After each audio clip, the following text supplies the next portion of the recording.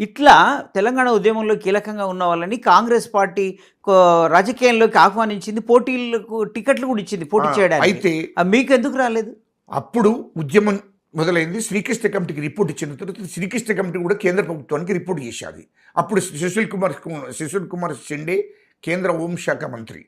సుశీల్ కుమార్ షిండే అధ్యక్షతన కమిటీ ఉన్నది. ఆ కమిటీకి కూడా శ్రీకృష్ణ కమిటీ రిపోర్ట్ చేసేది. అప్పుడు కేంద్ర ప్రభుత్వం ఆలోచన చేసేది, సోనియా గాంధీ ఆలోచన చేసేది. అప్పుడు కేంద్ర ప్రభుత్వం కూడా ఆలోచన చేసింది. వాస్తవమే కదా, మరి అక్కడ భూస్వామ్యం నమ్మే పరిస్థితి లేదట, ఏం చేద్దాము అనే దాని మీద నన్ను సోనియా గాంధీ పిలిపించుకోవడం జరిగింది.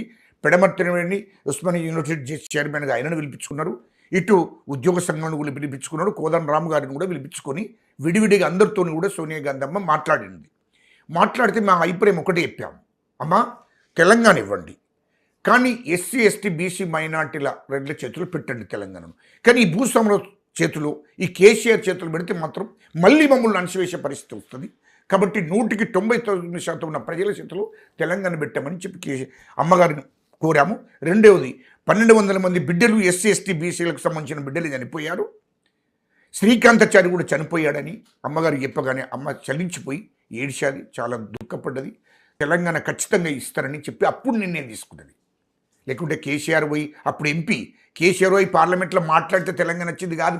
అదే మీరు ఇంత పెద్ద ఎత్తున ప్రజా సంఘాల చేసి చైర్మన్గా ఉద్యమం చేసినప్పుడు తర్వాత మొన్న ఇటీవల 2023 ఎన్నికల్లో టికెట్ ఎందుకు ఆశించాలి? అయితే ఒకటినండి, నేను అప్పుడు తెలంగాణ రాష్ట్రం ఇచ్చిన తర్వాత, సోనియా గాంధీ తెలంగాణ రాష్ట్రం ఇచ్చిన తర్వాత కేసీఆర్ని పిలుచుకొని ఇవ్వలేదు. ఒకటైతే మీకు స్పష్టంగా చెప్తాను, కేసీఆర్ని పిలుచుకొని ఇవ్వలేదు. ఎప్పుడు ఆ విషయం పక్కకు 2009 నుంచి 2014 కూడా పార్లమెంట్లో తెలంగాణ ఇవ్వని మాట్లాడలేదు. తెలంగాణ ఆయనను చూసి ఇవ్వలే, మమ్మల్ని అందరినీ చూసి తెలంగాణ ప్రజలకు తెలంగాణ ఇస్తారని ఇచ్చింది. ఇచ్చిన తర్వాత ఇప్పుడు మీరు ఇంతకుముందు అన్నారు ఒక మాట, వీళ్ళందరూ టీఆర్ఎస్కి వెళ్ళిపోయారు. నేను కేసీఆర్ను నమ్మలేదు. ఎందుకంటే ఈ భూస్వాముల సంగతి నాకు మొత్తం తెలుసు, ఈ బడాబాబుల సంగతి నాకు మొత్తం తెలుసు. అది నమ్మలేదు. కాంగ్రెస్ వైపు వెళ్ళాను. అంటే ప్రతి ఒక్కరు టికెట్ ఆశించారు, నాకు టికెట్ ఇచ్చారు. మా కాంగ్రెస్ పార్టీ, మా సోనియా గాంధీ డైరెక్ట్ గా నాకు టికెట్ ఇచ్చారు. కంటోన్మెంట్లో పోటీ చేశాను కదా, ఎమ్మెల్యేగా పోటీ చేశాను. అక్కడ పోటీ చేయడం జరిగింది. నాకు టికెట్ ఇచ్చారు. ఇక తర్వాత పార్టీ తర్వాత కొంత నిర్ణయం తీసుకున్నాను. తర్వాత నేను టికెట్ అంటే ఇక అది వేరే పార్టీ హైకమాండ్ నిర్ణయం మేరకు అంటే 2023లో పోటీ చేశారా, అంతకుముందు చేశారా? అంతకుముందు చేశాను నేను. 2000 ఇక్కడ ఏది కంటోన్మెంట్లో పోటీ చేశాను. 2023లో నేను డైరెక్ట్ ఎంపీ టికెట్ అడిగాను. పార్లమెంట్ టికెట్ అడిగితే ఇక దాంట్లో కొంత అంతకుముందే హైకమాండ్ ఇచ్చిన మాట, మా ముఖ్యమంత్రి రేవంత్ రెడ్డి గారు ఇచ్చిన మాట కట్టుబడి ఉండవలసింది కదా కాంతంను. వాళ్ళకు కంటోన్మెంట్లో ఎప్పుడు పోటీ చేశారు మీరు? నేను 2014 పోటీ చేశాను. తెలంగాణ ఇచ్చిన తర్వాత వెంటనే పోటీ చేశాను. కాంగ్రెస్ టికెట్ ఇచ్చి మా సోనియామని టికెట్ ఇచ్చారు. మా హైకమాండ్ ఆదేశాల మేరకే అంటే కంటోన్మెంట్ మంచి కాంగ్రెస్ ప్రాబల్యం ఉన్న నియోజకవర్గం, ఎందుకు గెలవలేకపోయారు? అప్పుడు అంటే అప్పటికి 10 ఏళ్ళు గవర్నమెంట్ ఉండే, కాంగ్రెస్ గవర్నమెంట్. 2004 నుంచి 2014 గవర్నమెంట్ ఉన్నది. అప్పుడు కొన్ని అసమ్మతి, అంటే అక్కడ ప్రజా అంటే వ్యతిరేకత, ప్రభుత్వం పైన వ్యతిరేకత మిమ్మల్ని కొంత ఇబ్బంది పెట్టింది. కాబట్టి నేను కూడా హైకమాండ్ ఏ ఆదేశాలు ఇస్తూ ఆ హైకమాండ్ ఆదేశాల మేరకి తూచ తప్పకుండా తిరగడం జరిగింది. ఇక తర్వాత ఇక వీళ్ళకు కాంగ్రెస్ పార్టీలో నేను కాంగ్రెస్కు మేము మాట ఇచ్చాము, మాట కట్టుబడి కాంగ్రెస్. అయితే ఇటీవల గోదావరి పుష్కరాలప్పుడు మీ సొంత పార్టీ వాళ్ళని కూడా మీరు విమర్శించాల్సిన సందర్భం వచ్చింది. ఏంటి ఆ సందర్భం? ఎందుకు పార్టీ వాళ్ళని విమర్శించాలని సొంత పార్టీని ఇబ్బంది పెట్టకూడదు అని చెప్పి మాట్లాడాను. సొంత పార్టీని ఎవరు కూడా ఇబ్బంది పెట్టకూడదు, ఎందుకంటే వాస్తవ విషయాలు అప్పుడు జరిగినాయి. ఎందుకంటే అక్కడ ఉన్నటువంటి సొంత పార్టీలో ఉండి సొంత పార్టీని ఇబ్బంది పెట్టే కార్యక్రమం చేయొద్దు. ఎందుకంటే మా శ్రీధర్బాబు గారు 70 ఏళ్ళ కాంగ్రెస్ జీవితం. ఎందుకంటే మా శ్రీపతిరావు గారు చనిపోయాడు.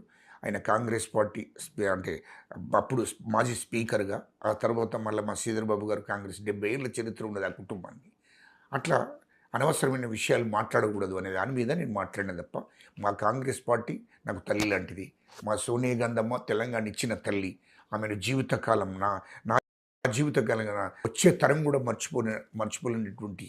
ఆ విమర్శలతో ఎంపీ గడ్డం వంశీకి మీకు ఎట్లాంటి బంధం ఏర్పడింది? ఆ తర్వాత ఎప్పుడైనా తారసపడ్డప్పుడు అది ప్రస్తావన జరిగిందా? ఇప్పుడు అది తారసపడలేదు. అట్లా అంటే అంటే ఇట్లా ఆ చెయ్యకూడదు. వివాదాలు సంసిపోయినట్లేనా? విభేదాలు ఏం లేవు. మాకు విభేదాలు ఏంటి? విత్ ఇన్ ద పార్టీ ఉన్న వాళ్ళకి మాకు విభేదాలు ఏంటి? ఒక కుటుంబంలో అందరికి సామాజిక న్యాయం జరగాలని చెప్పాను. వీళ్ళు అన్నదమ్ములు కానీ, వీళ్ళు ఆయన కానీ, ఆయన ఎంపీ కానీ, తర్వాత వాళ్ళ ముగ్గురు కానీ, తర్వాత మళ్ళీ మంత్రి పదవి ఇట్లా కాదు. అన్నీ కూడా దళితులలో అందరికీ కూడా సామాజిక న్యాయం జరగాలి అని చెప్పి అట్లా నేను మాట్లాడుకుంటే సామాజిక న్యాయం జరగాలంటే వీళ్ళు ఈ వర్గంలో కూడా అందరికీ సామాజిక న్యాయం జరగాలనే మాట్లాడిన తప్ప ఆ వేరే ఉద్దేశంతో కాదు. విత్ ఇన్ ద పార్టీలో ఉన్న అందరం కలిసి ఉంటేనే బలము. వీళ్ళు కాంగ్రెస్ పార్టీ ఇచ్చిన మాట తెలంగాణ ఇస్తారనేది ఇచ్చాది. వీళ్ళు అయితే మరొక విషయం ఇక్కడ కేటీఆర్ పైన బలమైన ఆరోపణలు చేస్తున్నారు. తాజాగా ఆయన హోటల్ వ్యవహారం కావచ్చు, ఆధారాలు ఉన్నాయంటున్నారు. ఏంటి ఆధారాలు ఏంటి ఆ విషయం? పెట్టుకోండి. 10 ఏళ్ళు ఈ తెలంగాణ దోపిడీ జరిగింది. ఆ విషయానికి వస్తే నేను ఏదైనా వాస్తవాలే మాట్లాడుతున్నాను. నేను ఒకటి మీ మీడియా ద్వారా అడుగుతున్నా. కేటీఆర్ కుటుంబం, కేసీఆర్ కుటుంబానికి 2014 కన్నా ముందు ఆస్తులు ఎంత? 2014 నుంచి 23 దాకా వాళ్ళు సంపాదించిన సంపాదన ఆస్తి ఎంత? అది క్లారిటీగా తెలంగాణ ప్రజలకు తెలియాలి కదా. కేసీఆర్ కుటుంబానికి ఆయన ముఖ్యమంత్రి కాకముందు బంజారాహిల్స్లో ఒక ఇల్లు, ఒకటే ఇల్లు. కేటీఆర్ అంటోడు అమెరికాలో ఏదో ఉద్యోగం చేసి కేసీఆర్ పిలవడంతో తమ్ముడు చెల్లె తమ్ముడు కేటీఆర్ అటు కవిత ఇక్కడికి వచ్చారు. వాళ్ళు వచ్చిన తర్వాత ఇక్కడ రాజకీయాల్లో వాళ్ళకు ఉద్యమం, తెలంగాణలో ప్రజల గురించి తెలియదు. తెలంగాణ ఉద్యమం ఏ విధంగా అంతకుముందు ఎంతమంది చనిపోయినానో తెలియదు. ఈ తెలంగాణ కోసం బీసీలు, ఎస్సీలు, ఎస్టీలు, మైనార్టీలు, రెడ్లు ఎంతమంది అమరులైనరు, ఎంతమంది చనిపోయారు, వీళ్ళ సాధక బాధకాలు ఏందో తెలియదు కేటీఆర్. అంటే కేటీఆర్ పైన మిగతా నాయకులు విమర్శించే విమర్శలు ఒక ఎత్తు, మీరు చేసే ఆరోపణలు విమర్శలు ఒక ఎత్తుగా ఉన్నాయి. ఏంటి వీటి వెనక కారణం? కేసీఆర్ ముఖ్యమంత్రి అయిన తర్వాత తెలంగాణ ఉద్యమకాలను అణిచివేశాడు. తెలంగాణ అమరవీల కుటుంబాలను పట్టించుకోలేదు, తెలంగాణ ఉద్యమకాలను పట్టించుకోలేదు. అదేవిధంగా వీళ్ళు ఇంటికో ఉద్యోగం అన్నాడు, నీళ్లు నిధులు అన్నాడు. ఏమైంది?